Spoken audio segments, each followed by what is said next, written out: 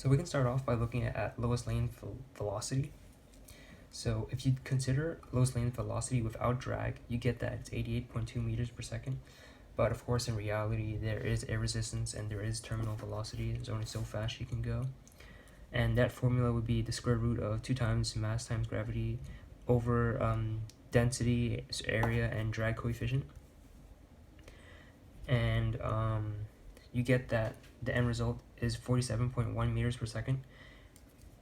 And that's only because she was falling for 9 seconds. And in reality, the average terminal velocity of a falling body is about 53 meters per second after 15 seconds. And so we also want to find out how fast Superman was traveling. So we want to know how much distance was covered by Lois and like how far Superman has to travel to reach her.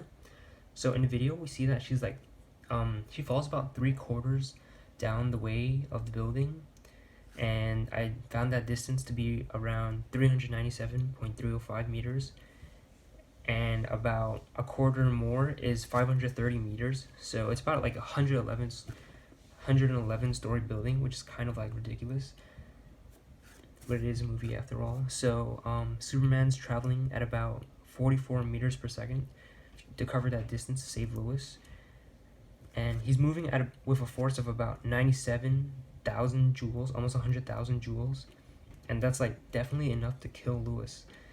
Like I found that cars that are driving at about 60 kilometers per hour have a 50% likelihood of killing someone if they're in a crash, but Superman, when his speed is converted to kilometers per hour, is moving at about 160 kilometers per hour, which is like more than double 60 kilometers per hour.